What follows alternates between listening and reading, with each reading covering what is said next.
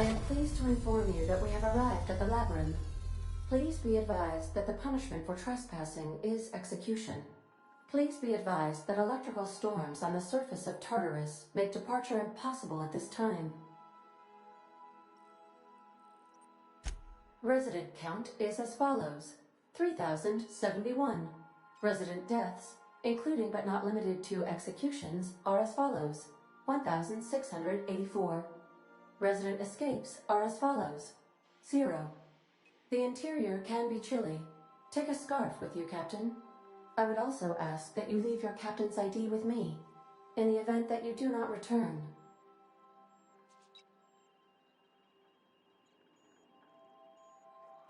Understood. If you die or are incarcerated for life, I can generate a new ID for the next captain.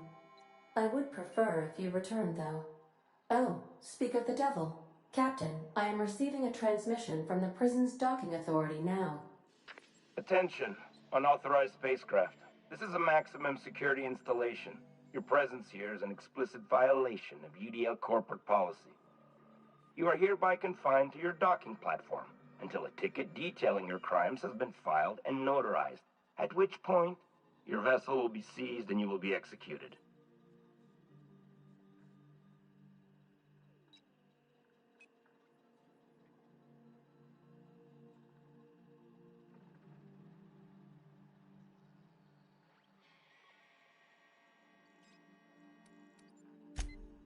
I'm sorry, you people?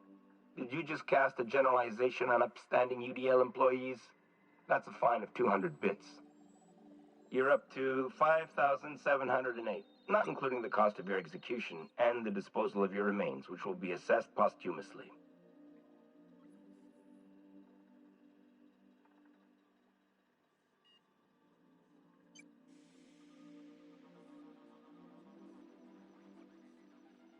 All right. I'm feeling generous. I'm transmitting the idea of a productive, law-abiding employee so you can see what one looks like before you die. Anyway, Tartarus Docking Authority signing up. Hang on. Another ship just pulled into your dock. Wait, is that from the groundbreaker? What the? Pay no mind to that. Just have a pleasant day. Transmission terminated. Biometric ID received. Transferring data to external cartridge. How can I be of assistance?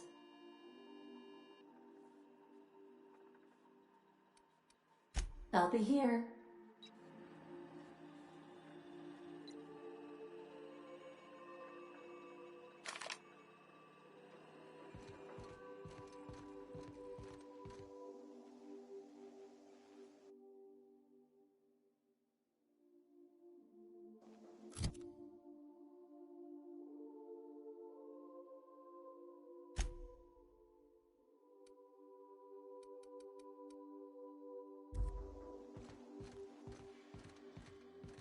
I think I'll initiate an unscheduled rest cycle while you're out.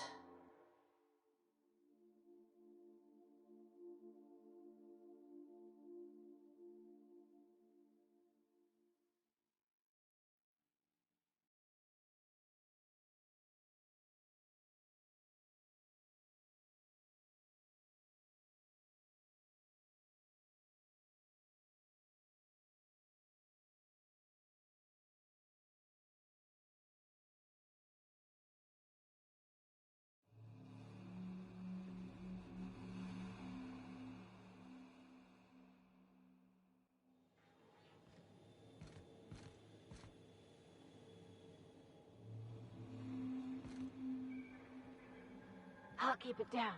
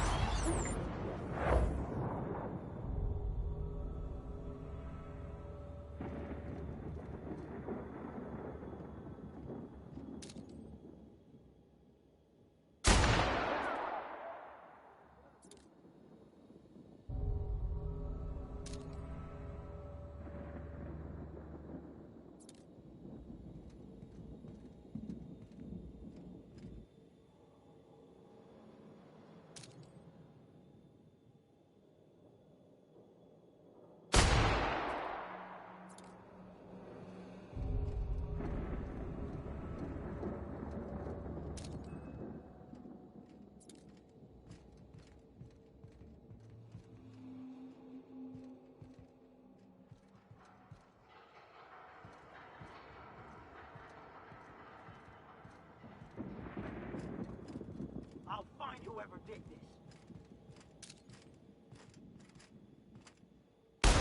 Incoming! No prisoners! Get on! Down they go!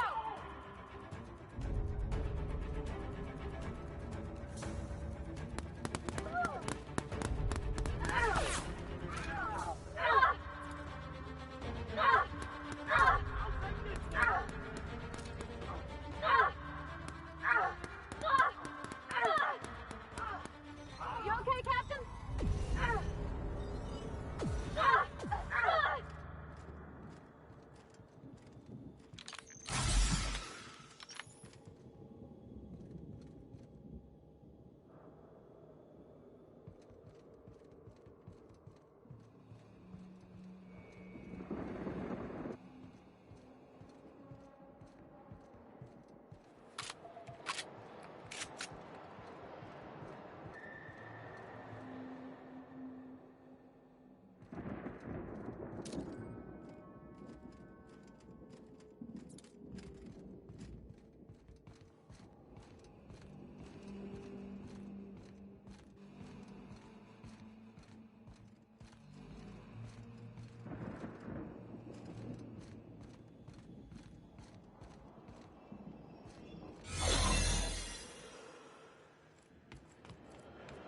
The captain did right by us once.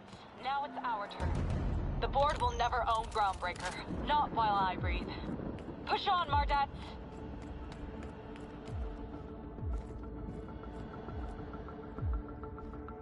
Thought I saw something.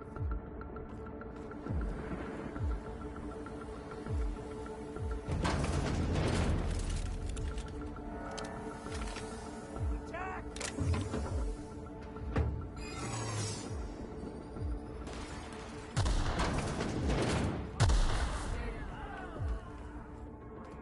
We're gonna get in their face! Are you new here? Oh, that's great. Much appreciated. I'll get out of your way.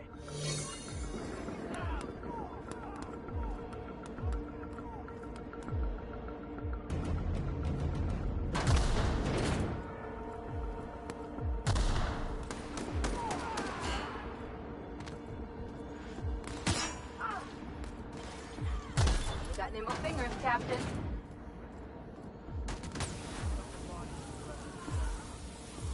Stay down, bonehead.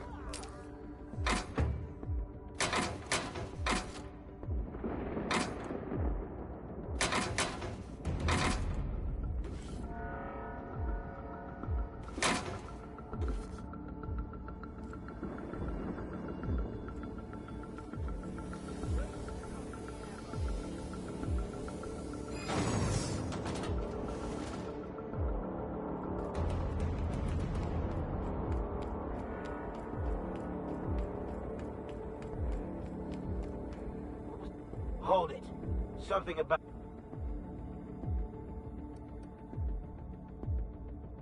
No, I meant your...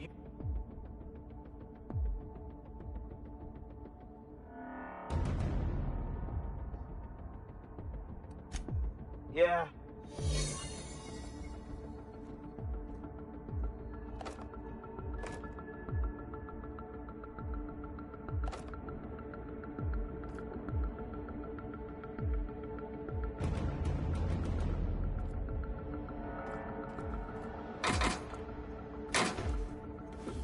Keep your shoulders up.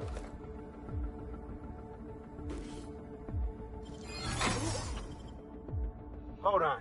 I don't recognize you at all.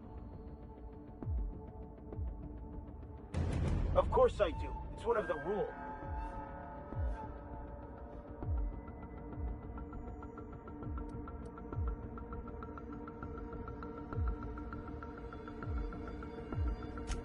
By the Lord. Here they come!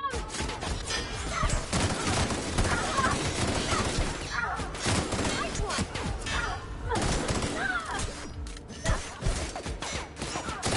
They won't try that again.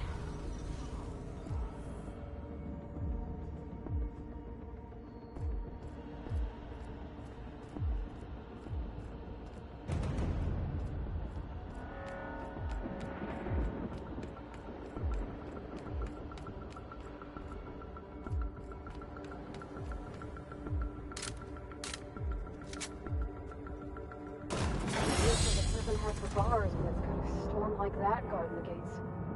Getting in's one thing. Let's just hope we're able to get out again.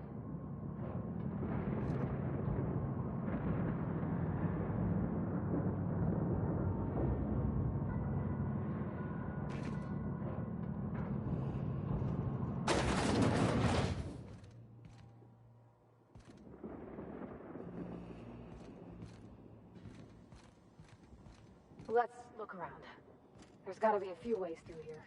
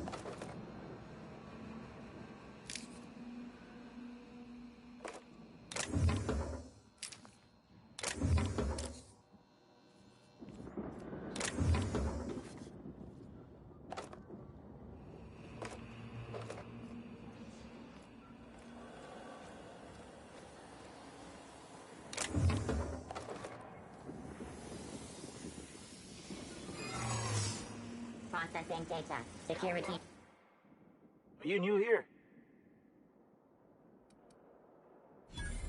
Oh, no. Don't. Whew.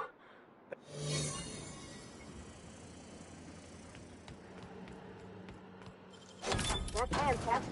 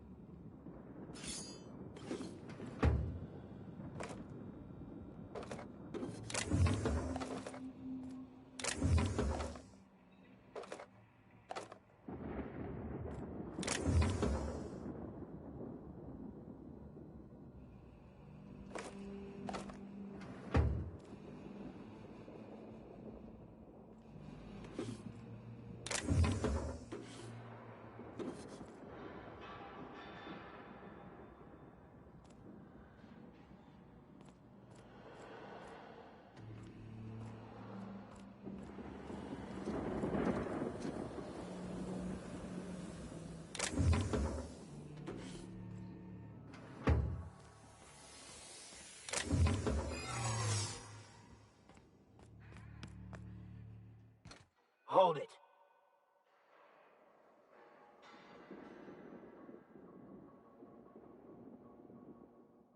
Yeah?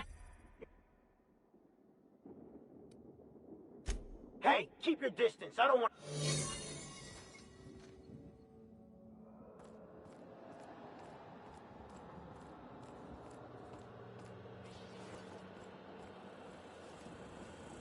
Keep your eyes out for the distance.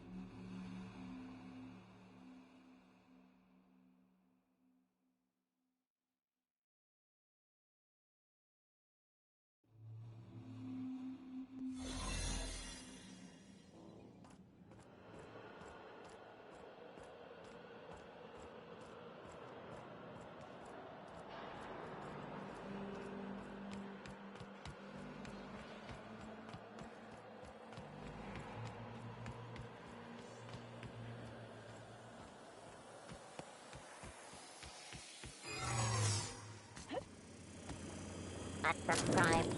Error. Employee information not found. Identify yourself.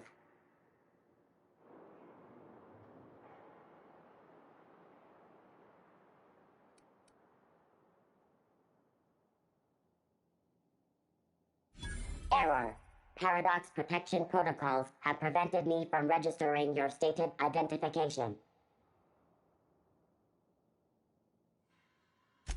Error. Paradox prevention has temporarily disabled.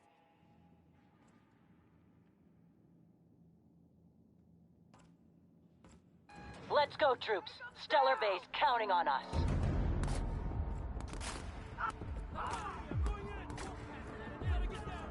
Are you new here? I didn't think we were hiring more staff.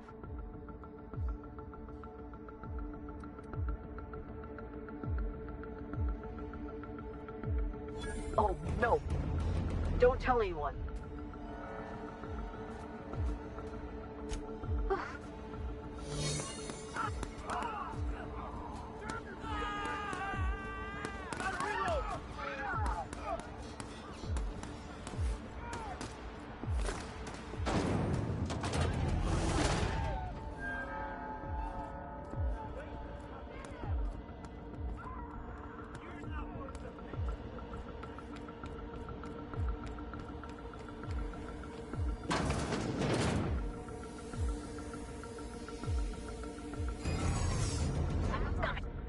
Hold it.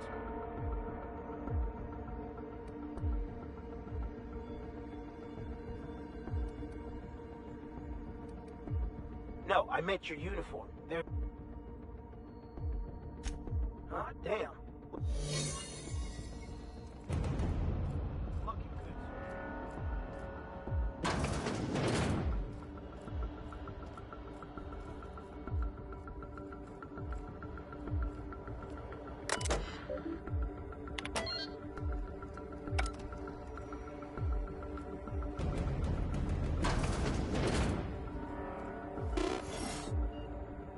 Well, look who it is. I had heard you'd taken a mechanic under your wing. What's the matter, girl? Couldn't find actual... The captain's treated me right. Better than any of you bored folk ever have.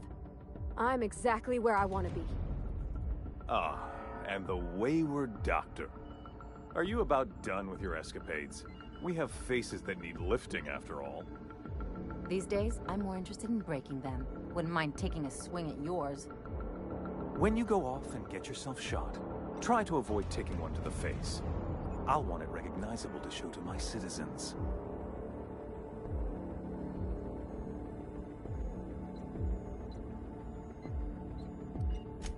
Haven't you heard? Phineas is working for us now. It took some doing, but employing an efficient management strategy of putting our guns to his head seems to have done the trick.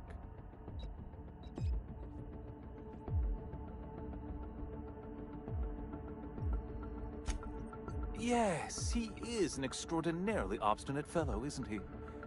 Fine, he isn't working for us per se. Semantics, he'll come around. But that's between us. As far as my adoring citizens will know, we've turned a dangerous crackpot into a working-class man. It's a miracle.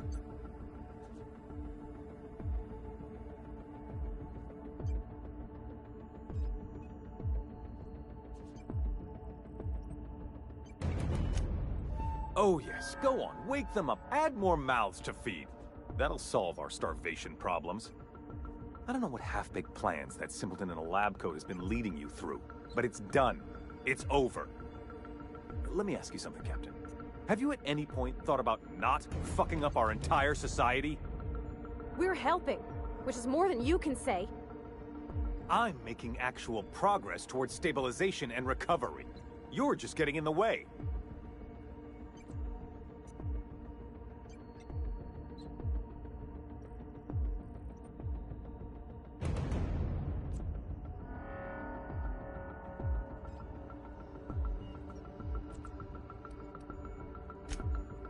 If I and my people can ride it out in luxury and happiness, yes, I would. I don't know if you've noticed, Captain, but Halcyon's pretty much a lost cause.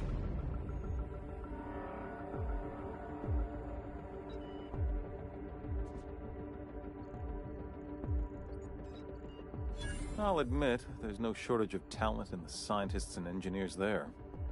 Look, I'm not an unreasonable man.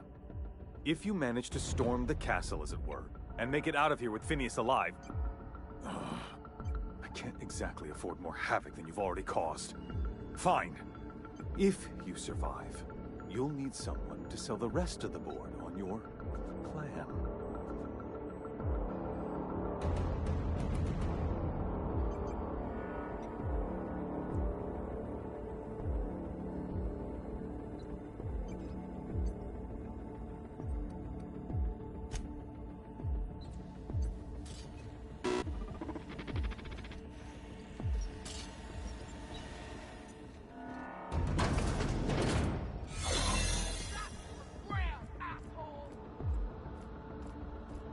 Waste of company ammo.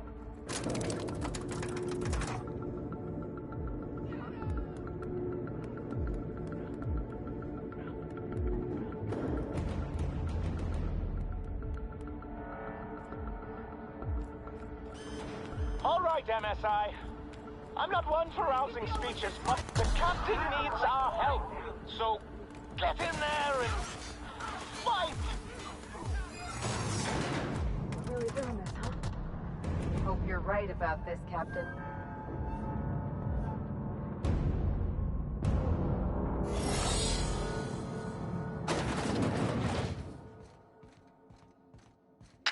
Captain, you have an uncanny talent for complicating my life.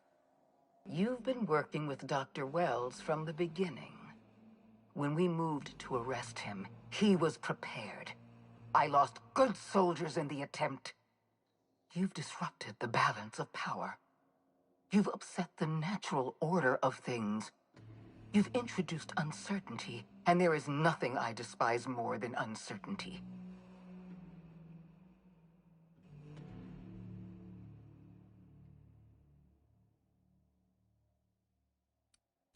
Do you imagine you're leading some grand revolutionary army?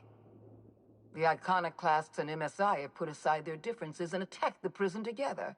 I never imagined such a thing would be possible. But here we are. You're nothing but a rabble-rouser. I'm going to put an end to your little rebellion, and then I'm going to have you and your associates arrested.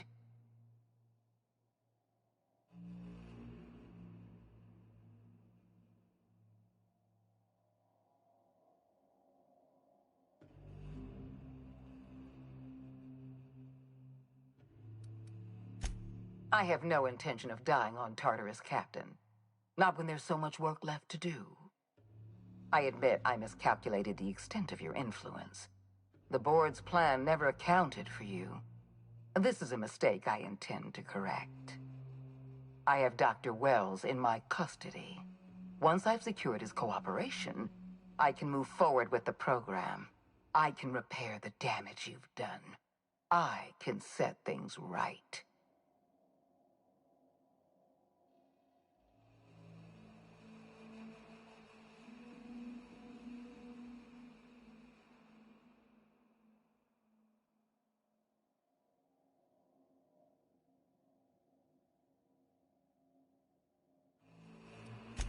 I'm aware of your propensity for violence. Halcyon is a bloodier place because of you. I wish you'd simply cooperated with me. You're the finest marksman in Halcyon. You could have been my gun.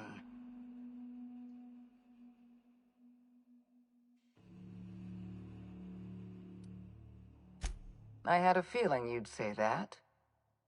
This prison is equipped with an automechanical warden. I've had it programmed to eliminate you on sight and rinse your remains down a drain. And don't worry. I will inform Dr. Wells that you died heroically, or something.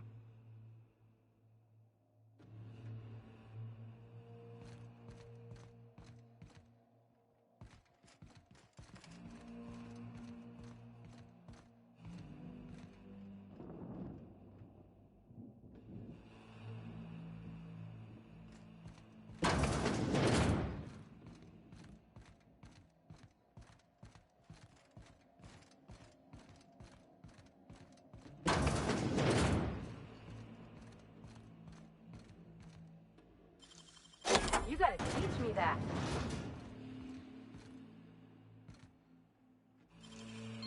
Real slick.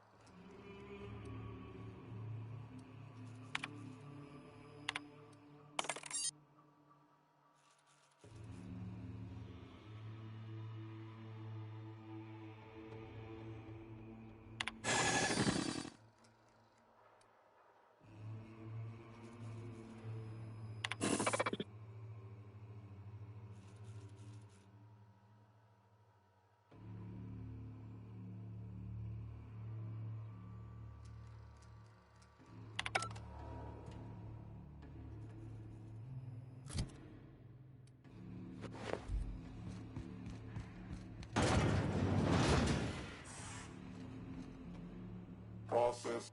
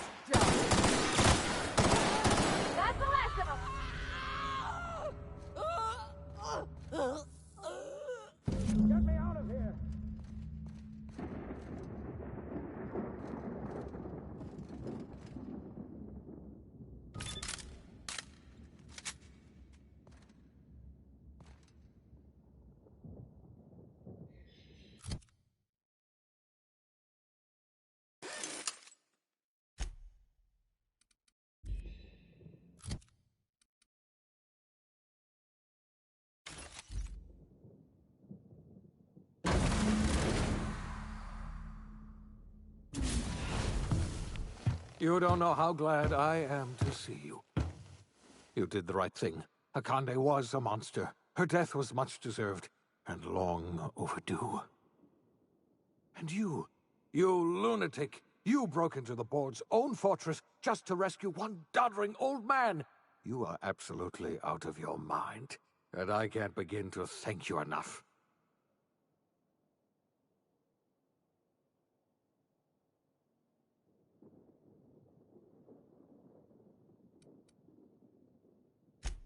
I know, my friend, I know. And now it's finally over. The board's finished. It's only a matter of time before the entire system slips from their grasp. You've broken the board's stranglehold on this colony, and you saved my life. But there's still so much we have yet to accomplish. You and I are going to have to work harder than ever to save Halcyon. I'm afraid the situation is far worse than any of us ever anticipated.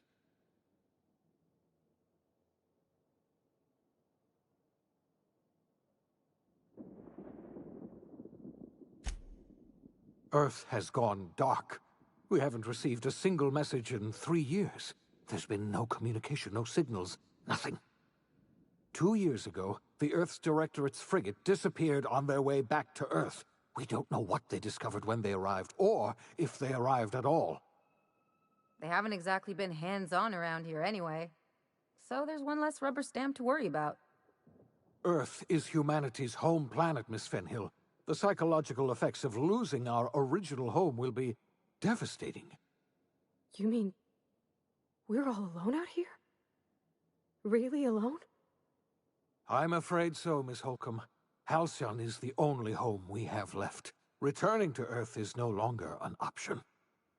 We're in serious trouble, my friend. Do you know what this means for Halcyon? We can't rely on Earth for support anymore. We've been cut loose. We're entirely on our own.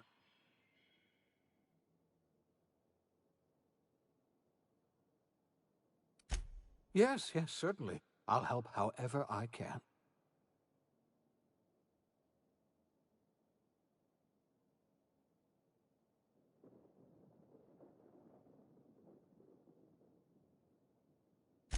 I don't know what happened, but something must have gone horribly wrong. I don't know why Earth's gone silent. I don't even know if Earth exists anymore. We have no connection back to Earth, and return is likely impossible. We're completely alone out here. I heard it from Akande herself. She tried to pressure me into joining her side, you see.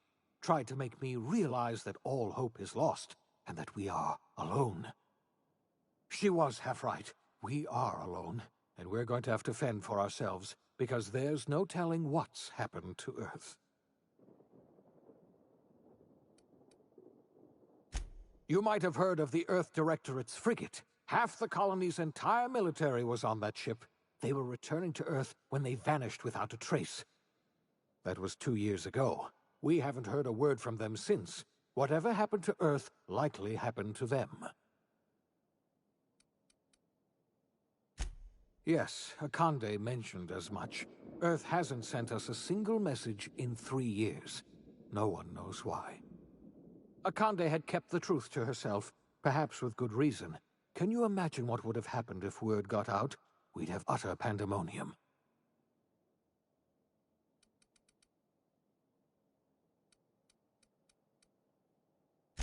Yes, you were the one who reactivated that relay station, weren't you? Any message from Earth would have arrived unencrypted. It's been 3 years since our last message. The board tried using drones to contact Earth.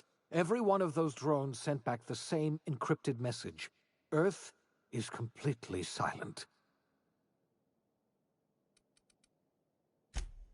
Yes, we do. You've done a marvelous thing. You've succeeded where anyone else would have failed, including me. We must begin the revival process immediately, starting with the Hope's brightest minds, and then we're going to fix this damn colony, one problem at a time. We're going to need a leader, and I can't imagine a better person for the job than you. What do you say, old friend? Will you help us?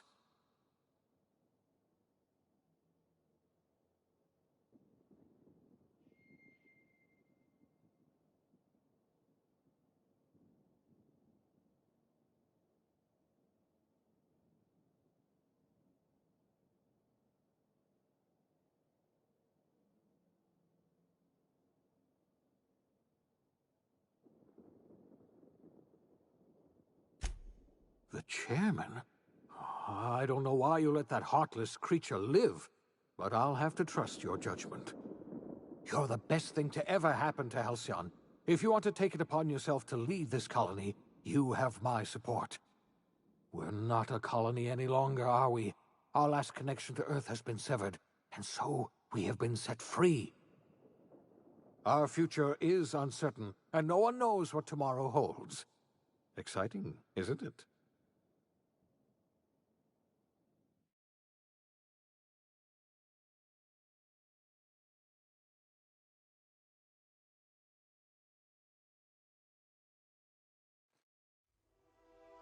The OSI teaches that everything in the universe happens according to the grand plan. But the stranger that arrived in Halcyon was an unplanned variable. From the moment she landed in Emerald Vale, her actions altered the course of history. The events on Tartarus brought about the end of the board's authority. But the board's mistakes would haunt the colony for decades to come. The damage they left behind would require the work of a generation to repair. Dr. Phineas Wells began reviving a handful of the Hope's colonists: engineers, scientists, technicians, and intellectuals. They were among the brightest minds the Earth had ever sent out into the stars. The Hope scientists and engineers woke up in a colony descending headlong into total collapse. With no way to return to Earth, they had no choice but to band together and devote themselves to the cause of saving Halcyon. The people of Halcyon were nothing if not hardy. In the absence of the board's authority, many of the colony's settlements banded together with a single purpose in mind: survival. Life was especially hard in the years to come. Some towns dissolved by attrition and starvation, but most of them found a way to carry on. In the years to come, Halcyon was forced to reckon with its newfound freedom. The board was gone, and for better or worse, the colony was responsible for its own destiny.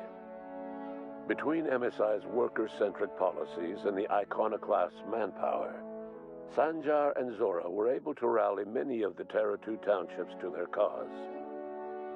MSI's workforce swelled, and the iconoclasts enjoyed a significant surge in their ranks. The board was too distracted by infighting and internal politics to stop MSI from becoming a powerful corporation and a refuge for townships that might have fallen through the cracks. Consumed by paranoia, Lilia Hagen took Sublight Salvage in a controversial direction, openly accusing board officials of an extraterrestrial conspiracy. One day, an accident at the Groundbreaker's docking bay silenced her forever. Time would tell if her replacement could keep the Sublight family together. The collapse of Edgewater left its workers bereft of any purpose in life. Most of them made their way to Adelaide McDevitt's camp, hoping to ingratiate themselves into her favor. Adelaide accepted only a few to her community. The rest were turned away and likely died of starvation. Nevertheless, Adelaide's camp grew into a well-established town. Adelaide McDevitt refused to cooperate with the ongoing effort to save Halcyon from collapse. A sympathetic deserter stole a copy of her research and delivered it to the Hope's scientists. It is unclear how useful Adelaide's research was. An optimistic estimate suggests her work may have bought Halcyon another few years of survival. Adelaide would never know. She died that winter. Under the leadership of Junlei Tennyson, the Groundbreaker held firm against corporate influence. The ship's mechanical stability gave Junlei the time to educate a promising generation of engineers schooled in her family's traditions. The future of the Groundbreaker looks promising. The rediscovery of the Hope and the abandonment of the lifetime employment program forced Byzantium to come to terms with some uncomfortable realities about the state of Halcyon. While Byzantines were reluctant to surrender the luxuries they'd grown accustomed to, the board's diminished authority gave them little choice in the matter. Nearly everyone had to learn to make do with less. Some even had to get jobs. It was a dark time indeed. Your influence shifted Ellie's perspective. She finally admitted, albeit grudgingly, that she just might need other people. Sometimes. With a steady income from the life insurance payouts, she was finally able to afford a ship of her own. She hired a small crew and flew supply missions to communities on the fringe. Some of them were even legal. Life in Halcyon was sobering for Felix Millstone. The grand revolution he dreamed of never came. There was no great awakening for the colony, no celebrations in the streets. There was only the hard, desperate work of trying to repair a broken colony. Felix never had a head for numbers, but if there was labor to be done, he was there to help. Eventually, Felix realized that the work of a revolution was done with two hands. As much as he enjoyed his adventures aboard the Unreliable, the vicar, known as Max, eventually decided that it was time to move on, to live out the life he had sought so long to create.